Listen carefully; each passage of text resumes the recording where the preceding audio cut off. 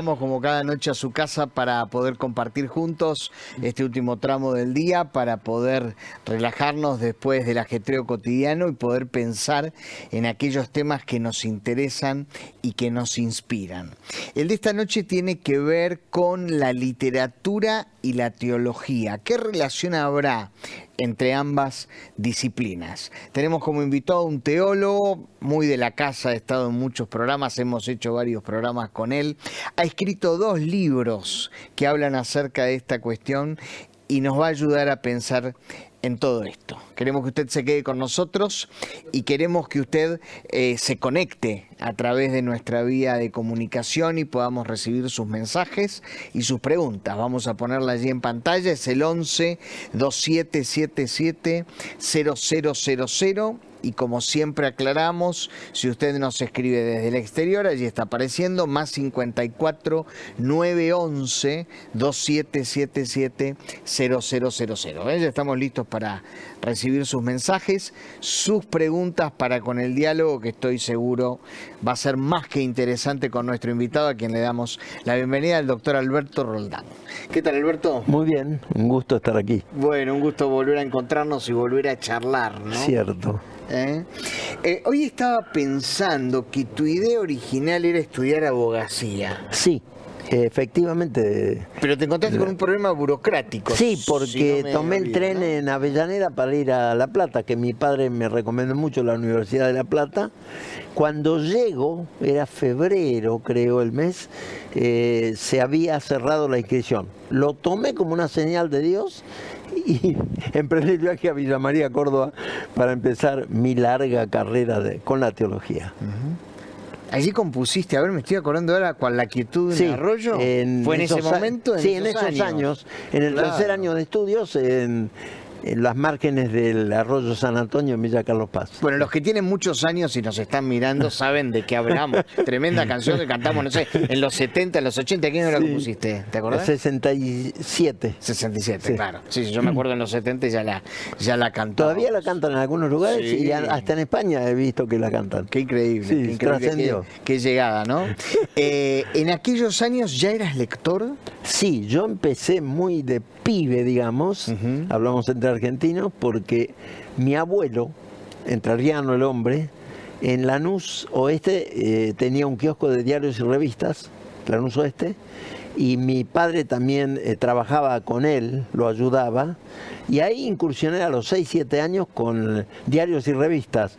Y bueno, vendía diario y revista y empezaba a leer con mucho interés. Y me acuerdo que después, a los 12 años, 13, empecé a coleccionar en aquellos tiempos los famosos suplementos literarios de La Prensa y La Nación, que venían publicados en retrograbado o color sepia. Después me enteré de esos detalles. Y yo me devoraba esos suplementos literarios de los domingos porque me gustaban mucho los cuentos, las críticas literarias, y también algo la poesía, no tanto, pero me gustaba mucho. Ahí empezó mi vida de lector. Y te voy a hacer una pregunta que le hago a aquellos que escriben, como es tu caso. ¿Te jactás de lo que leíste o de lo que escribiste? No, de lo que he leído. Soy borgiano en ese aspecto. Claro, sí. Y eso le da forma, ¿no? Totalmente. La lectura más que la escritura. Bueno, porque como dice Martín, no me acuerdo ahora el apellido, Martín Coan, sí, claro, que es también escritor y que crítico. Lo conocí personalmente una mira vez, vos. cuando di una charla en una feria del libro, que yo hablaba de Borges y la Biblia. Antes de entrar lo veo a Martín ahí, entonces me acerqué y lo saludé y le digo que yo leo sus novelas y lo felicité por Bahía Blanca, novela de él. Le digo, yo que viví muchos años en Bahía Blanca, retratás muy bien Bahía. Sí, me fui a vivir unos meses ahí. Entonces lo saludé. Y él tiene una frase muy linda que dice, escribimos lo que leemos. Claro. Es decir, claro. Primero, lo que más hay que frecuentar es la lectura. Es la lectura. Sí. Y se supone que un teólogo es un ávido lector, ¿no?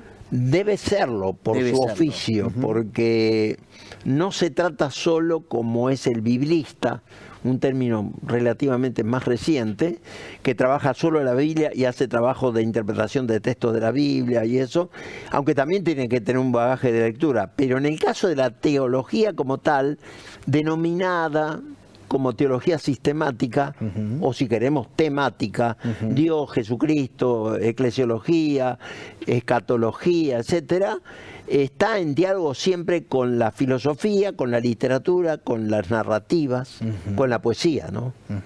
¿Y qué le aporta, crees vos, la literatura a la teología? Y quizás te preguntaría, ¿qué le aporta la teología a la literatura, ¿no? Bueno, casi no hay escritor de los importantes, podría decir yo, que no haya sido un lector profundo de la Biblia. Michael Walzer, que cuando el maestro Borges dice en la contratapa de una de las versiones de Palmeras Salvajes que el narrador más importante del siglo XX se llama William Faulkner, me compré todo lo de Faulkner. Espectacular. Un hombre del sur profundo del sur profundo del Mississippi, claro. Del sur derrotado de la guerra de secesión, y la verdad que es apasionante. Y de hecho hay una hipótesis que yo trabajo a partir de grandes escritores como Carlos Fuentes, que en realidad los escritores del boom latinoamericano, como Carlos Fuentes, como García Márquez, Cortázar y Juan Carlos Onetti, uruguayo, ¿no? Uruguayo, menos conocido quizás, este último lo copia directamente a Faulkner, pero lo hace con tanta altura y capacidad que es muy atractivo. Faulkner también, ¿no? Onetti, Juan Carlos. Entonces la hipótesis del propio Carlos Fuentes es que los narradores latinoamericanos tomaron como marco referencial el modo de narrar de Faulkner, y por eso esa ciudad que nunca existió, que más o menos se llama así en Faulkner en sus narrativas, Yonapatagua, no existe en el mapa, no existe, pero él la inventó, viene a ser Macondo. El Macondo de Claudio, te iba a decir, de García Márquez, claro. O la ciudad que inventó también Onetti, que está en equidistante entre Montevideo y Buenos Aires. Claro. Algo así. Se repite cierta dinámica. Y Faulkner creo que leía por lo menos una vez por año la Biblia completa, o sea, era un lector. Y además en las narraciones siempre están los temas teológicos. Claro. Esa es la cuestión, ¿no? Siempre está el tema de Dios o de la búsqueda de Dios, la limitación humana o la finitud humana, el pecado, la muerte, el más allá, lo eclesial, siempre están estas cuestiones, ¿no? De hecho, el sur profundo de Estados Unidos estuvo fuertemente afectado por lo religioso, ¿no? Claro, sí, completamente. Como ningún otro lugar de los Estados Unidos. Sí. Y contame un poco cómo surge la idea de escribir, vamos a pensar en dos textos tuyos, la idea de búsqueda e idea de Dios, o Dios, búsqueda e idea, ¿no? Vamos a poner el primer libro en pantalla, a ver si lo podemos poner. Dios, búsqueda e idea, un recorrido teológico por las narrativas argentinas. ¿Cómo surgió? Surgió porque otro de los autores notables de Argentina, Juan José Saer, santafesino, que hay opiniones bastante coincidentes entre Beatriz Sarlo y el propio Martín también que mencioné, lo reconocen como uno de los principales narradores argentinos. La especialista que mencioné dice que es, después de Borges, el mejor escritor argentino, Juan José Saer, el hombre de Santa Fe. Y bueno, di con una de las novelas de él, que es la primera novela, La Vuelta Completa, que está narrada como casi siempre en las novelas de Faulkner al lado del río Paraná muchas veces, o de otro río, y es, por momentos la narración se torna muy interesante y jocosa, porque recuerda algunas escenas. El ámbito es un convento de franciscanos donde estudiaban teología y demás, y bueno, ahí hay una batalla con un tigre, y bueno, todas esas son metafóricas también, pero hay algún momento en el que uno de los sacerdotes tenía lo fuerte deseo de pecar, pero uno diría, ¿pero por qué pecar? Bueno, para sentir el perdón de Dios y también para sentir su naturaleza humana plenamente, dice, ¿no? Y dentro de los diálogos que se establecen, uno de los personajes dice, por momentos siento unas ganas terribles de conocer a Dios, de ser religioso, de creer en Dios. En Dios, le dice otro de los que dialogan con él. Bueno, en Dios o cualquier cosa, lo que sea. O sea que esa búsqueda de Dios estaba en esos personajes, ¿no?, de esa novela. Y luego hay otra segunda novela, si podemos hablar. Sí, claro. La segunda novela es la de la entrerriana Selva Almada, que yo Muy en boga en este tiempo. Muy en boga. Muy en boga. Sí, que lamentablemente no logré conectarme con ella, contactarme, pero es una novela espectacular, El viento que arrasa, que después que yo escribí el libro, salió una película, hicieron película. ¿Sabías? No lo sabía. Sí, la hicieron una película que yo todavía no vi. Y di con esa novela espectacular, primero porque narra muy bien, de manera muy atrapante, pero no solo eso, sino que es una novela que yo definiría como plenamente evangélica.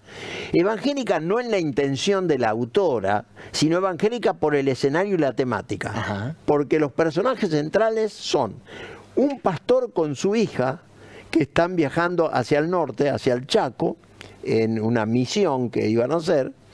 No se habla casi de la señora de él, pero va con su hija, adolescente.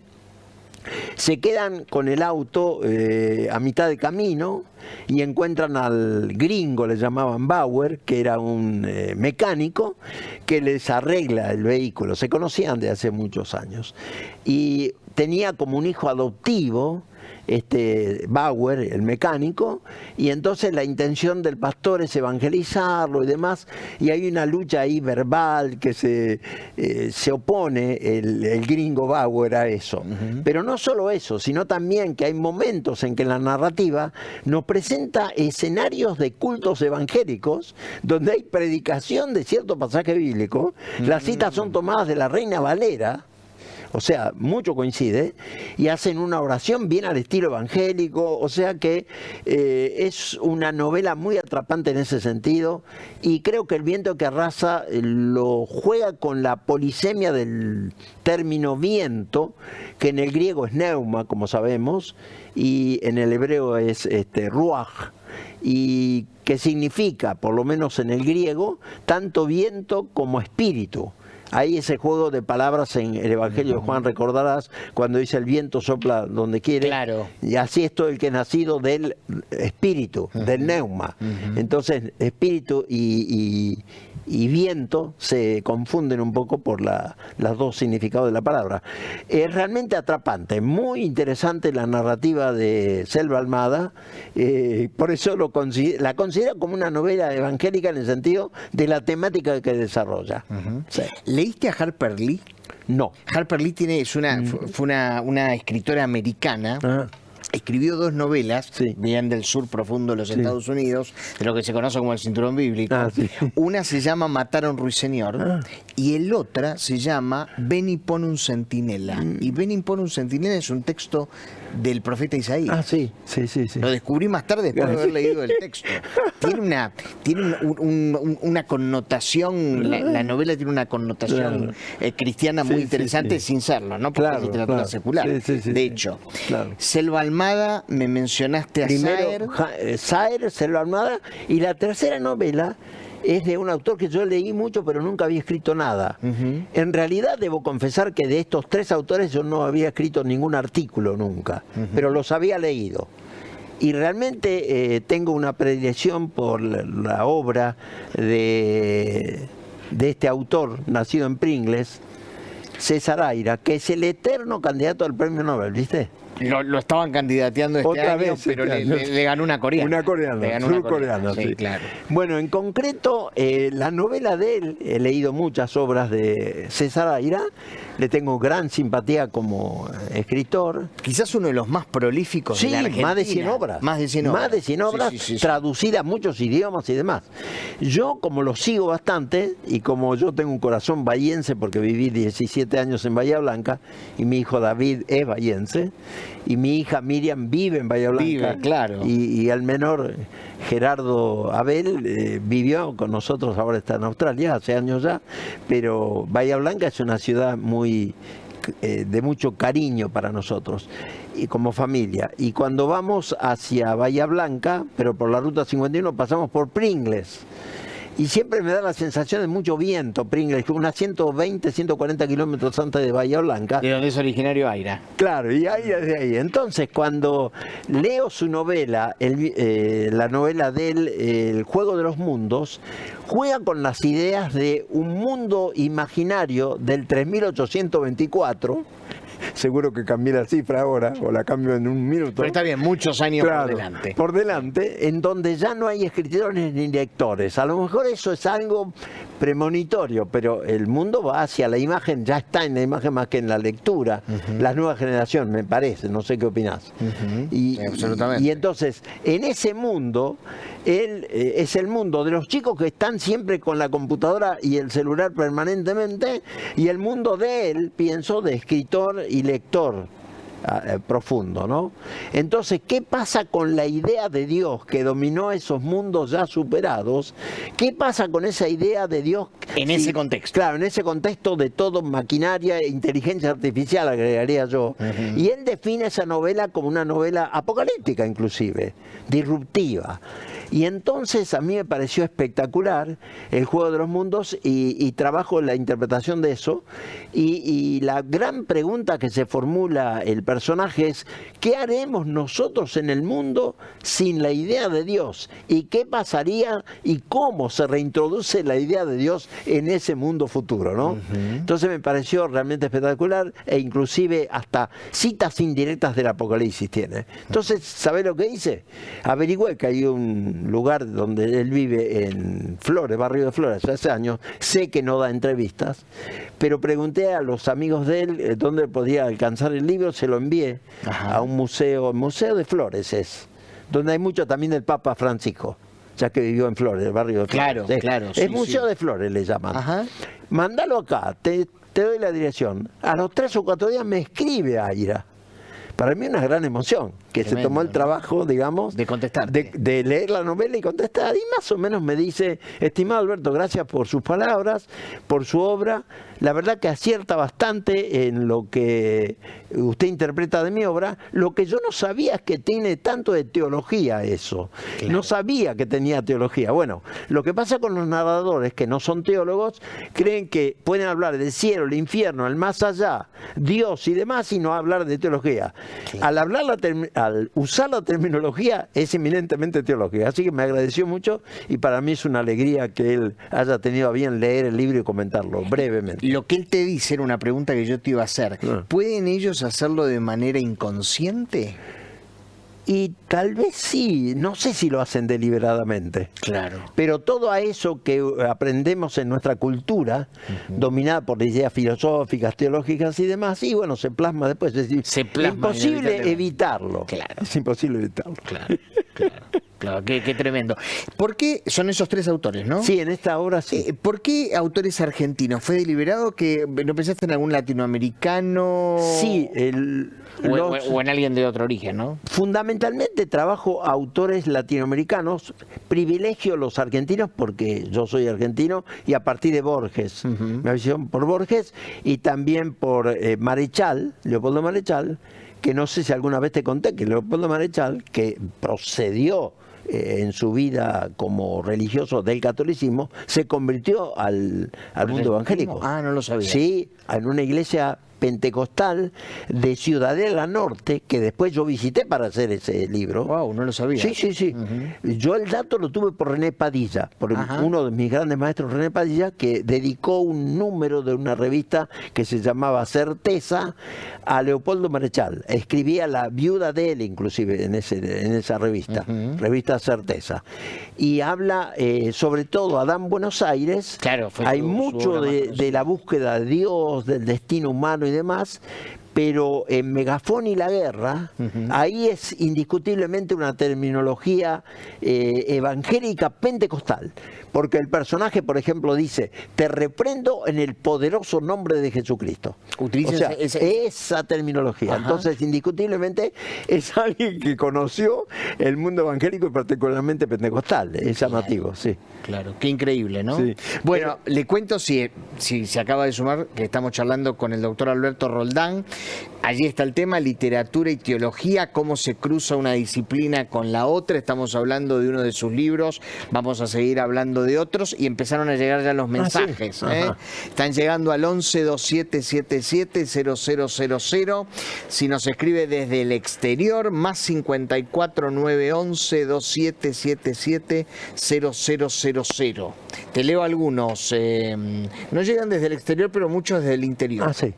Te manda un saludo tu colega y amigo Osvaldo Pupilo. Gracias. Un saludo para... Un saludo para académico para él también. Osvaldo Pupilo. Muy interesante la charla. ¿Puede repetir el nombre de este libro? Vamos a poner en pantalla nuevamente el libro Dios, búsqueda, idea, un recorrido teológico por las narrativas argentinas. Se sorprenden de que sos el creador de Cual la quietud. No sabía. No lo sabía. No sabía. Preciosa canción. Bendiciones, nos dice la familia Giormetti de Caseros. Allí está, a ustedes que preguntan, allí está la tapa del libro de Alberto. Mandamos saludos a Alberto y a Emilia, tu esposa, de parte de Teófilo y Susana Pitra desde Misiones. Muchas gracias. Saludos para ellos. Bueno, grandes amigos. Dicen, estamos mirando el programa. Dice otro mensaje, somos los pastores Aurelio y Matilde Giuffre, los estamos viendo desde Mar de Ajó. ¿Los conocés? Recuerdo muy bien porque nuestro primer pastorado fue en General Madariaga. Claro. Y el primer casamiento que yo oficié como pastor fue en la iglesia esa de Mar de Ajó. Así que un saludo grande para estos amigos. Bueno, dices, de mucha alegría y bendición ver a nuestro amigo pastor, teólogo y escritor Alberto Roldán, al cual conocimos cuando pastoreaba la iglesia de General Madariaga. Exacto. Un abrazo. Dice, un gran saludo para el doctor Alberto Roldán. Actualmente es mi profesor de ética cristiana en FIET. Lo he tenido también como profesor en otras materias y aprendo mucho de él. Hace muy Muchas poquito gracias. compré su último libro, del cual vamos a charlar en un ratito, Pensar a Dios.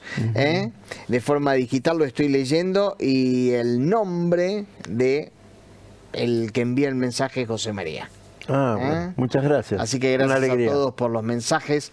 Seguimos recibiéndolos a través de nuestro medio de contacto.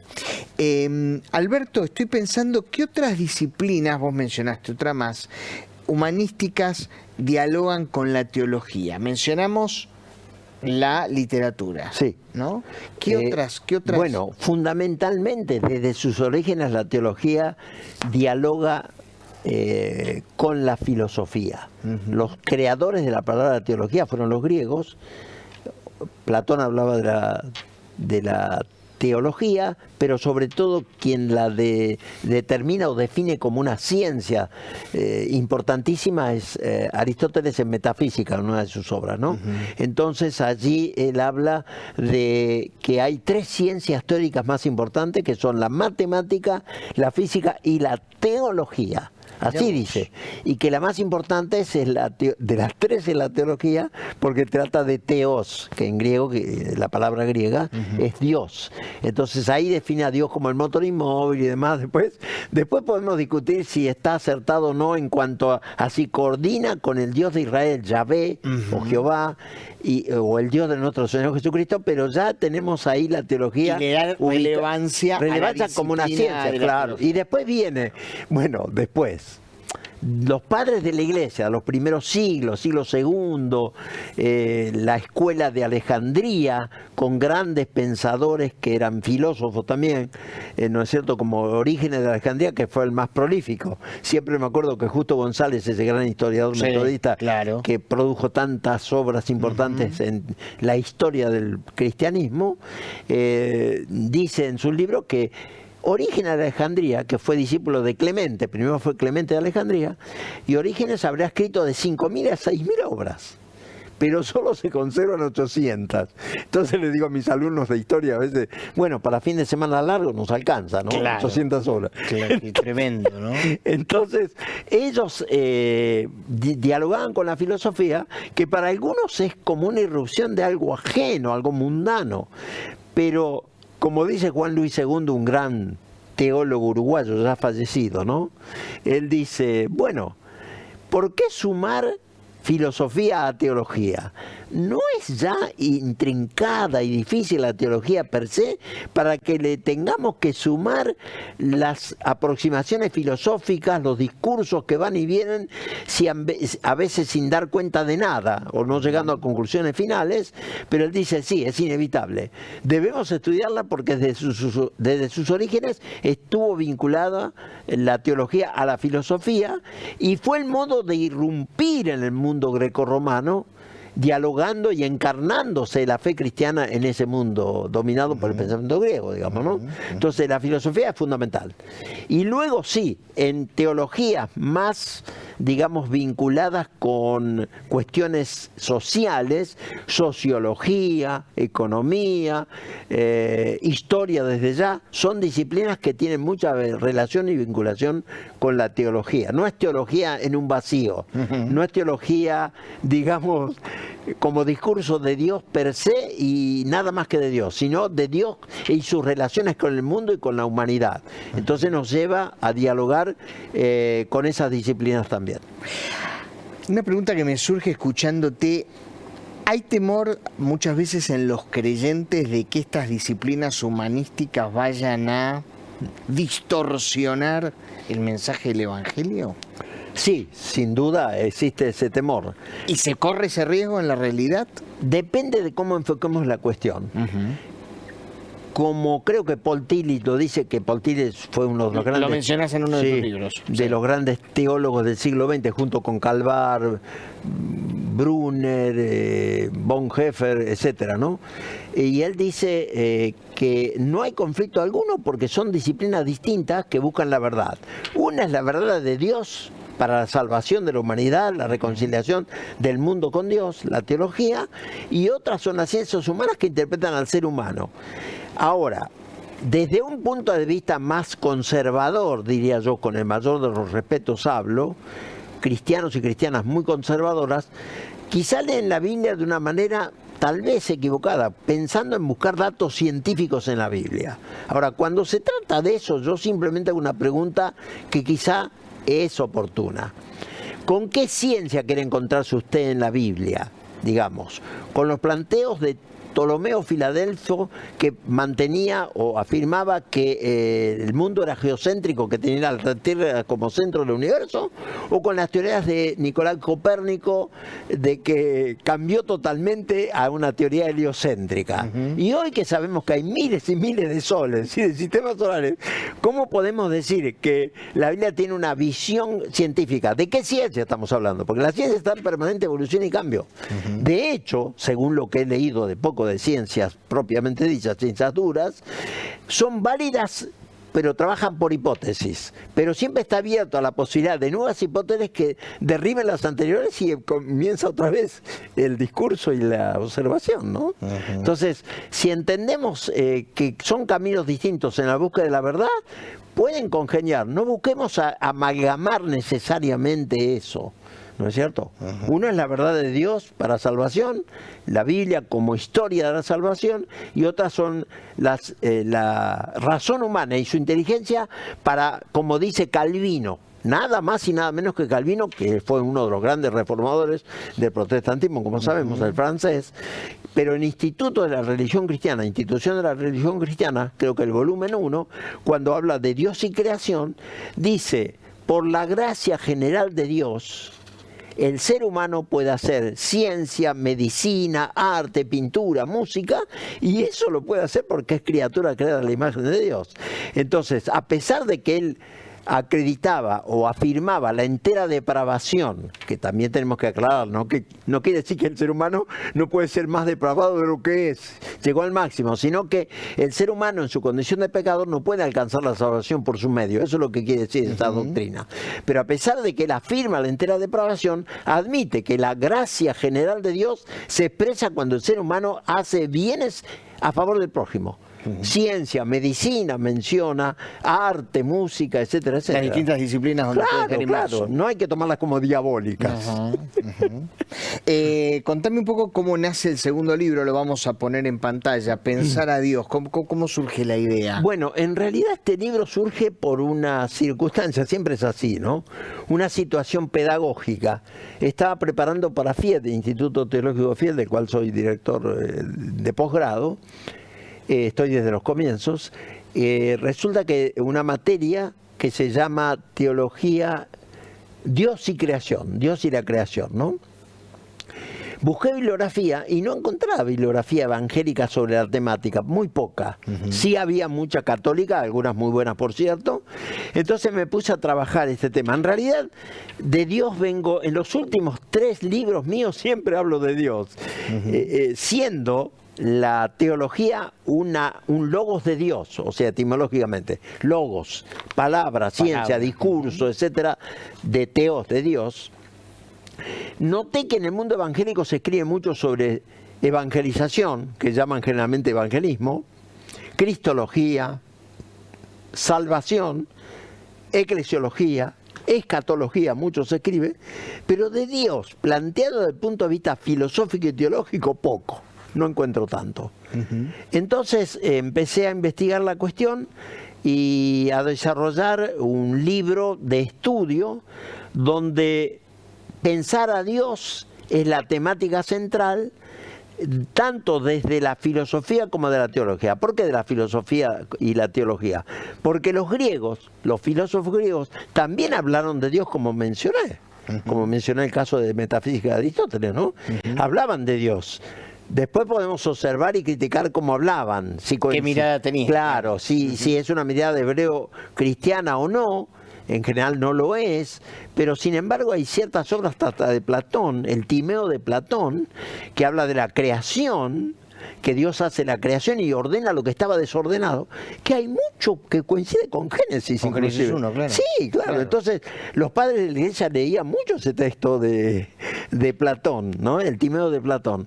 Hay mucho material común. Y ni hablemos de que aún en el Nuevo Testamento mismo hay rasgo de platonismo en el sentido de un texto que te mencioné antes del programa, ¿no? Hebreos 10.1, que es un texto clave en este sentido. Recuerdo cuando leí un comentario de un gran teólogo británico, cuando no sé si es inglés o escocés, digo británico y ya está, ¿no? Y ya está. Sí, Archibald Hunter. Los incluye. Los incluye. Archibald Hunter, en un libro espectacular que es una introducción al Nuevo Testamento titulada El hecho de Cristo, menciona Hebreos 10.1 que más o menos dice así, te acordarás: la ley, teniendo la sombra de los bienes venideros, no la imagen misma de las cosas, y dice Hunter, aquí vemos a Platón reclutado para los fines del Evangelio. Espectacular. Porque en la caverna de Platón, en República o la República de Platón, él menciona esa imagen. ¿Te acordás que estaban encadenados unas personas en una caverna y había una puerta y entonces entraba luz de allí y ellos podían ver sombras de los que pasaban por la puerta, pero no la misma realidad, ¿no? Entonces, evidentemente está ahí. Y no hace mucho leí de un filósofo francés de origen judío que en Hebreos 10, otra vez vamos a Hebreos. ¿Y por qué voy tanto a Hebreos? Bueno, en este caso para mostrar las conexiones con el pensamiento griego, porque Giorgio Agamben, un filósofo italiano muy importante, que sabe más de teología que nosotros juntos, Mira vos. Sí, y que sus libros son dignos de leer. La carta a los hebreos, dice él, es un planteo filosófico desde el comienzo. Dios, hablando de muchas maneras, en otro tiempo a los padres por los profetas, nos ha hablado por el Hijo, quien es la sustancia de Dios, la imagen misma de su sustancia, todos esos términos griegos de la filosofía. Pero descubrí por un autor judío, actual, creo que es francés, que cuando en Hebreos 11, que es el gran capítulo de la fe, ¿te acordás? La galería de los héroes de la fe. Que claro.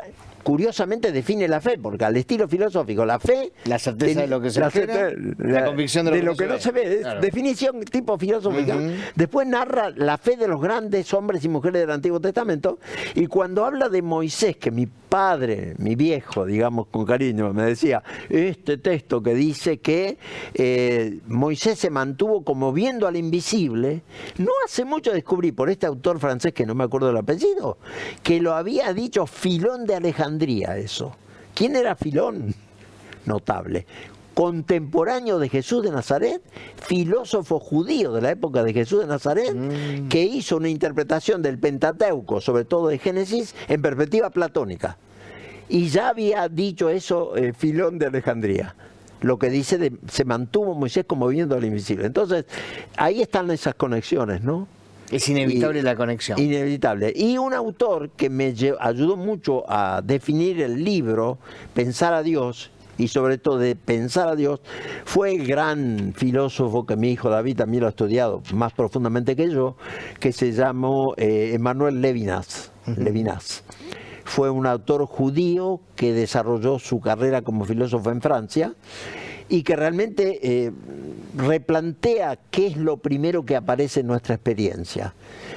Para la filosofía tradicional o la de Heidegger es el ser, la cuestión ontológica, lo más importante.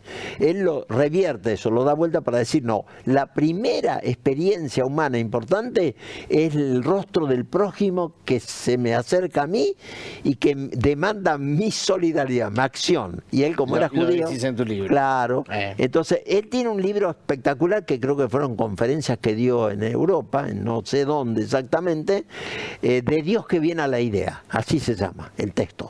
Y entonces él dice, pienso, bueno, ¿qué pensamos? En el mundo, pero habrá algo más que esto, pienso en lo supremo, en lo final, en lo primero y lo final, de Dios que viene a la idea. Dice, viene entonces la palabra Dios a la punta de la lengua, Dios viniendo a la idea como vida de Dios.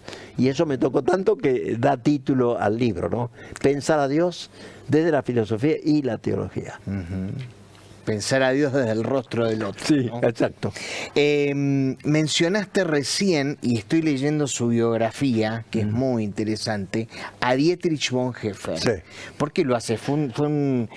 Contemos quién fue. Sí. Y lo haces porque fue alguien relevante. Sí, Estamos hablando de alguien que muere, si yo no me equivoco, en el año 45. 45, sí, exactamente.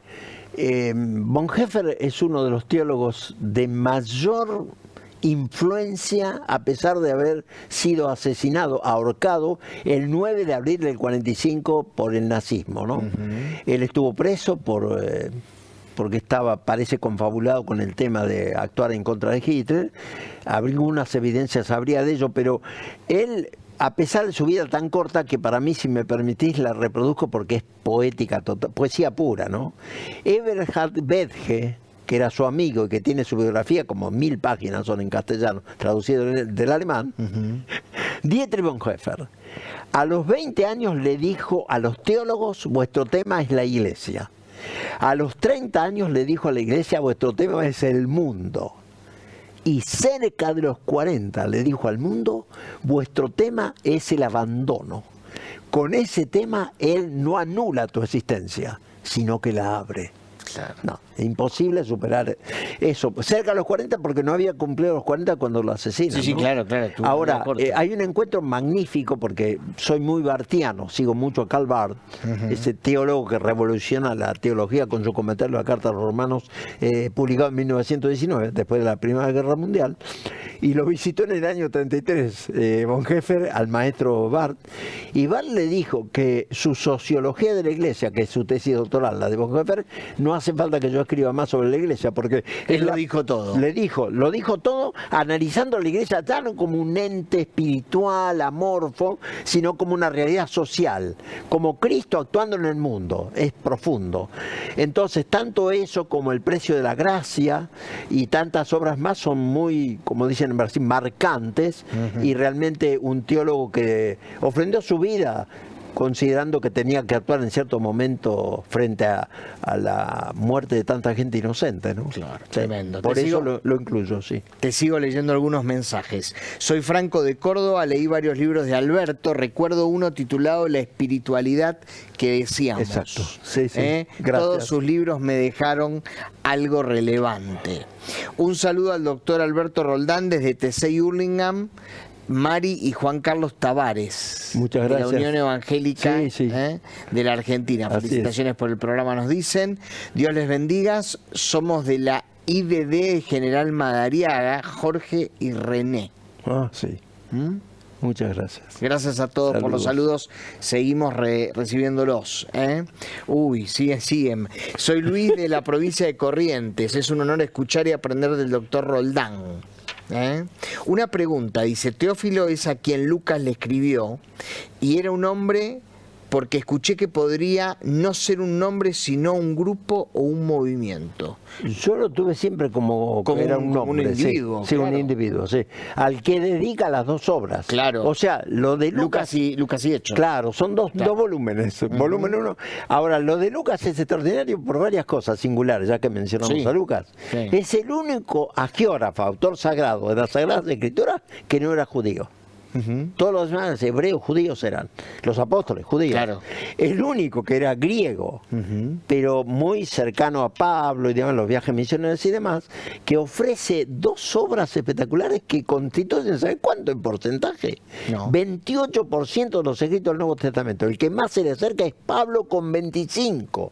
Wow. O sea, por extensión de la obra, ¿se entiende? Claro, por volumen. Claro. Lucas tiene el 28%, el 25% el de Pablo, que tiene algunas cartas más cortas. Que tiene cartas más cortas. Pero notable, y el aporte que hace Lucas en cuanto a Pentecostés, el Espíritu Santo, y la cercanía a los pobres y a las mujeres, todas esas perspectivas de Lucas están siendo muy estudiadas actualmente, ¿no? Haces dos preguntas que quiero preguntarte. ¿Hacia dónde apuntás con esto, en pensar a Dios? Decís, ¿Dios interesa a los creyentes? ¿A qué te referís con esto? En que estamos tan habituados a mencionar el nombre de Dios, a frecuentarlo tanto, y hablamos en nombre de Dios y demás, sin tomar en cuenta la dimensión que tiene eso. Por algo en la tradición judaica, de la cual procedemos, porque hay que tomar en cuenta, no inventamos nada en un sentido. No, claro. Es el cumplimiento de las profecías mesiánicas que hacen Jesús de Nazaret. Los autores fueron todos judíos, el maestro de los maestros es Jesús, y era judío, y en el Evangelio de Juan todavía agrega algo muy inquietante, digamos, lo que lo aceptamos espectaculares, cuando dice la salvación viene de los judíos, ¿no? Entonces, en la tradición judaica tienen hasta temor del nombre de Dios, y lo sustituyen por Adonai, ¿viste? Entonces, hay una cuestión ahí de tradición, pero muy seria. Entonces, al estar tan habituados a mencionar el nombre de Dios, se puede, no sé, trivializar un poco, aunque no lo querramos, ¿no? Forma parte de nuestra rutina y puede por eso perder cierta relevancia. Sí, ¿no? Sí. Claro. Ahí ya apuntás. Sí. Hablas de otra cosa que me llamó mucho la atención, de la mundanidad de la iglesia. ¿Y a qué te referís con esto? Tanto Calvino, que mencioné antes en otro momento, como el propio Bonhoeffer, sitúan a la iglesia o la consideran como una iglesia en el mundo, ¿no?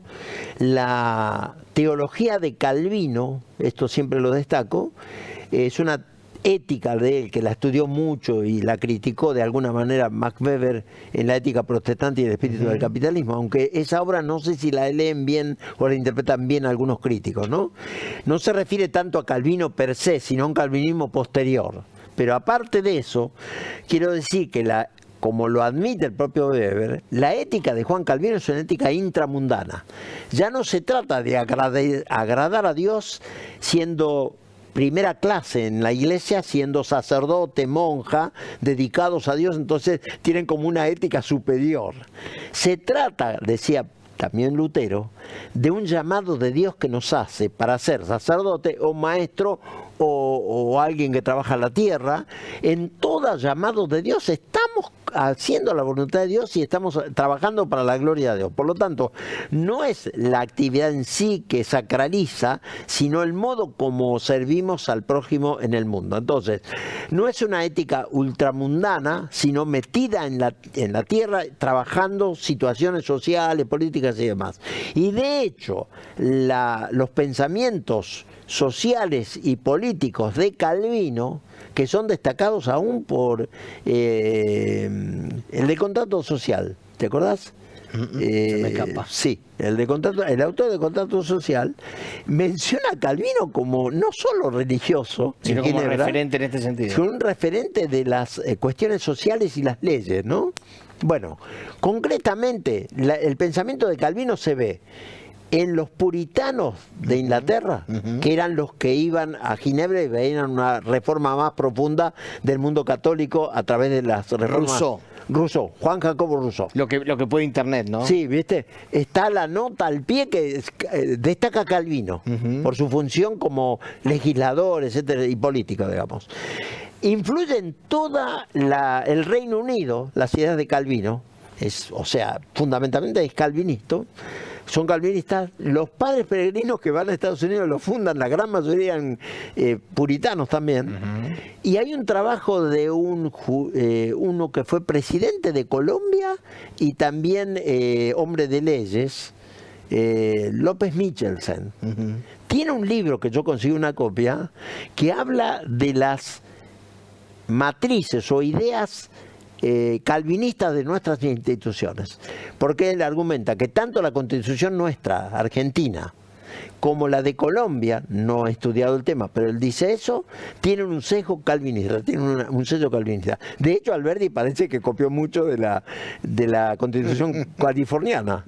Entonces nos llega hasta nosotros esa influencia. Entonces, tanto la de Calvino, la teología de Calvino, como la de Bonhoeffer, que hablamos recién, son teologías intramundanas que trabajan en el mundo. La Iglesia entonces tiene una función mundana, no de mundanalidad en cuanto a pecado, sino que honrar a Dios dentro del mundo, no en un templo nomás, sino dentro de las realidades concretas, sociales, políticas, educativas, etcétera. Honrar a Dios dentro de lo que solemos llamar el trabajo secular. Exacto, sí. Exactamente.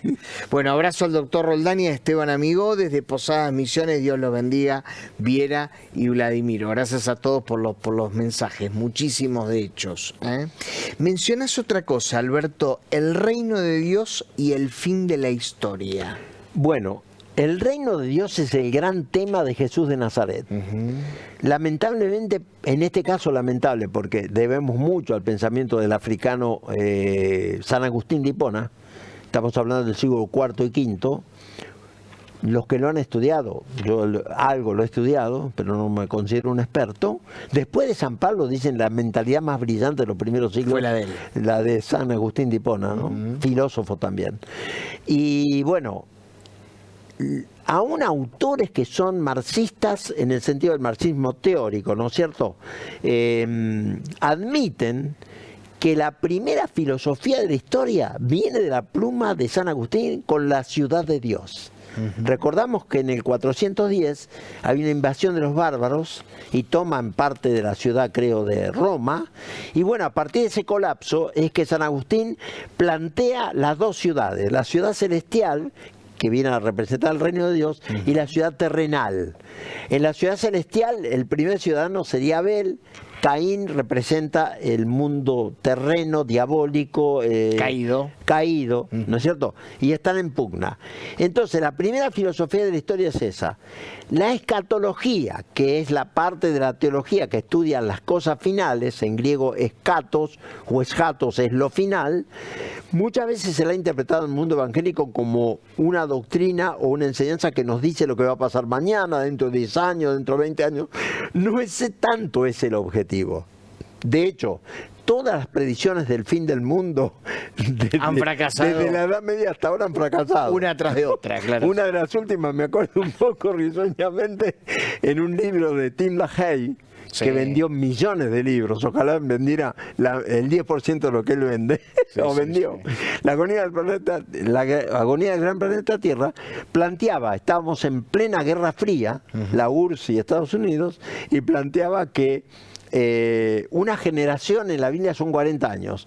Como el Estado de Israel moderno, el Estado de Israel comenzó en 1948, creo que fue, sumabas 40 años más y en 1988 venía Jesucristo. O sea, la parucía, la segunda venida. Claro. Por supuesto, fracasó como todas las demás. Claro. Entonces, la escatología no está tanto a decirnos, a adivinarnos el futuro o darnos un mapa del futuro, sino dar sentido a la historia. La historia tiene un final que es el reino de Dios consumado. Ese reino que comenzó con Jesús, ¿no es cierto?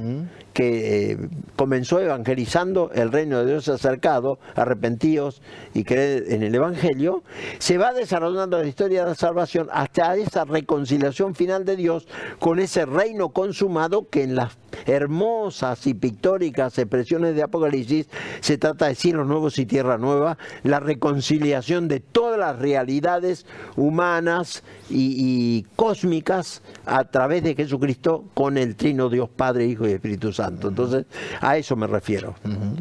Hablas de otra cosa que me llamó mucho la atención, que es de la tragedia a la esperanza. ¿La tragedia en qué contexto, digo? ¿En qué capítulo? Casi en el final de Pensar a Dios. ¿Te acordás? Sí, tal vez se refiere a la tragedia que vive la humanidad. Capítulo 10. Claro, sí. A la tragedia que vive la humanidad, me refiero ahí, pero que más que quedarse en ella, que es lamentable y es sufrimiento, apuntar a la esperanza. Ahí me afirmo mucho en otro teólogo que admiro mucho, que murió hace pocos meses casi, Jürgen Moltmann. Teólogo que estuvo en Argentina una sola vez en el año 1977-78 en ICEDET. Él revoluciona la escatología. Ese apartado final de la teología sistemática que se llama Doctrina de las Últimas Cosas. Él dice, más que una doctrina de las cosas futuras y finales, es doctrina de la esperanza. Porque si algo nos lleva a Dios conduciendo al mundo a pesar de los problemas que tenemos y demás, es a que tengamos esperanza. El Dios de la esperanza siembra esperanza de victoria final del bien sobre el mal a través de la obra de Cristo. Entonces, en ese sentido, de la tragedia actual de la humanidad, hace una esperanza que sabemos que el bien va a triunfar, que el reino de Dios, que de justicia, amor y paz, va a ser el victorioso al final de los tiempos. A partir de la segunda venida de Cristo, la parucía en griego, ¿no? A eso me refiero. Vamos a poner las redes de Alberto. Si no me equivoco, tenés un Instagram y tenés un Facebook, ¿no? Sí. Allí está el Instagram, alberto.roldán.54. Exacto. Ese es el Instagram por si quieren allí entrar o quieren contactarse con Alberto. Y el Facebook es Alberto Roldán. Sí. Que hoy lo estuve espiando y me di cuenta que sos muy futbolero además. Sí, también. O sea que un teólogo puede ser futbolero. Totalmente, sí. Perfecto. Y además San Pablo era el primer comentarista de boxeo. Mira vos, no lo sabía. Claro. ¿Te acordás los textos de Pablo? Porque una vez tuve una escena en la cual yo prediqué ese texto y vi que un señor se levantó, como decimos en la Argentina, como leche hervida, o como decían mi abuelo, se le volaron los patos, o algo así. Y después le pregunté a la señora, ¿qué pasó? No, porque usted, pastor, predicó de de 2 Corintios 4 y dijo del boxeo. Claro, digo. La culpa no es mía. Pablo habla del boxeo, aunque no diga boxeo, en 2 pasajes. En 1 Corintios 9 dice, no golpeo el aire sino mi propio cuerpo. En boxeo, shadow boxing, palabra inglesa, quiere decir sombra. Claro. Cuando el boxeo está haciendo sombra, está practicando.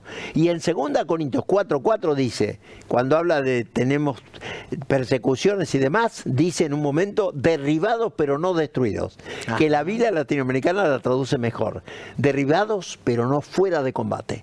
Esas son expresiones propias del pugilato, claro, que después fue el boxeo. Por lo tanto, admirar el fútbol, en mi caso, me parece perfecto. Es perfectamente compatible. Compatible con lo cristiano. Yo te pregunté por qué escribiste los 2 libros de los cuales dialogamos hoy. Ahora la pregunta es, ¿por qué la gente que está del otro lado de la cámara tiene que leerlos? Bueno, Primero, el aporte del primer libro, que es Dios busque ideas, es porque les puede servir como un instrumento de diálogo con gente que le guste la narrativa, ¿no es cierto? Y entonces, ¿sabías que tal autora, por ejemplo, esta autora entrerriana, habla del Espíritu, habla de Cristo, habla de la salvación de Cristo y demás?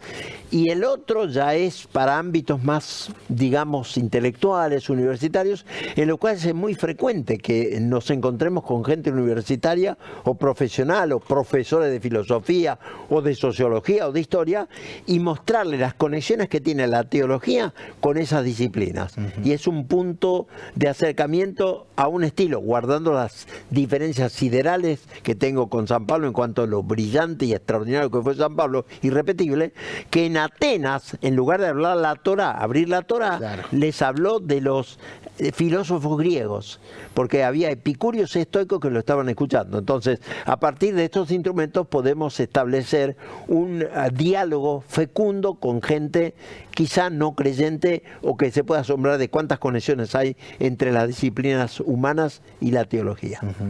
Me dejas picando con lo que acabas de decir, la última pregunta que te iba a hacer. Y es, ¿la teología es para todos? Sí. A veces sentimos que estamos un poco lejos de eso, sentimos que es para algunos pocos elegidos, o te lo hago de otra manera, ¿la teología es accesible a todos? Sí, depende de los niveles. Todos hacemos teología, como alguna vez dijo otra vez Aristóteles, todos somos filósofos, y el propio que diga no hago filosofía es también una manera de hablar de filosofía. Yo diría que todo cristiano, cristiana, utiliza la teología aunque no lo sepa. Todo pastor y pastora desde ya, porque habla de Dios, de salvación, de eclesiología, de escatología, está usando instrumentos y lenguajes teológicos.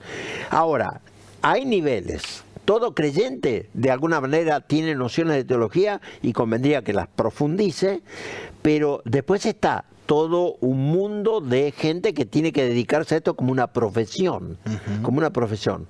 Entonces, teólogo y teóloga, como una vez me preguntaron en Brasil, donde viví 3 años muy lindos en un seminario presbiteriano que me contrató, alguien me preguntó, un alumno, ¿qué es un teólogo y qué es un profesor de teología? Me preguntó. Yo te lo pregunté en el programa anterior. ¿Qué diferencia? El profesor de teología enseña teología. El teólogo, la teóloga, son creadores de teología. Es lo mismo que un pianista y un compositor. El compositor crea pensamiento, crea música, digamos. En este caso también es aproximado a eso. Animamos a todos los que están del otro lado de la pantalla a que se acerquen a la teología. Totalmente. A que la descubran. Claro. A que la profundicen. Así es. Bueno, Alberto, como siempre, un gusto charlar con vos. Gracias por la invitación. No, gracias. Un gusto enorme. Siempre aprendemos. Bueno, nos damos cuenta cuánto ignoramos, ¿no? Sí. Además, claro. Es la realidad. Es estudiar para saber cuánto ignora uno. Cuánto ignora. Que el Señor te bendiga en todo, Igualmente a vos. En todo lo que estás llevando adelante. Bueno, nos vamos con cuántos datos, ¿no? Con cuántos desafíos. Nos reencontramos mañana, 21 horas, aquí en La Puerta Abierta. Que tenga una excelente noche. Dios le bendiga. Chao.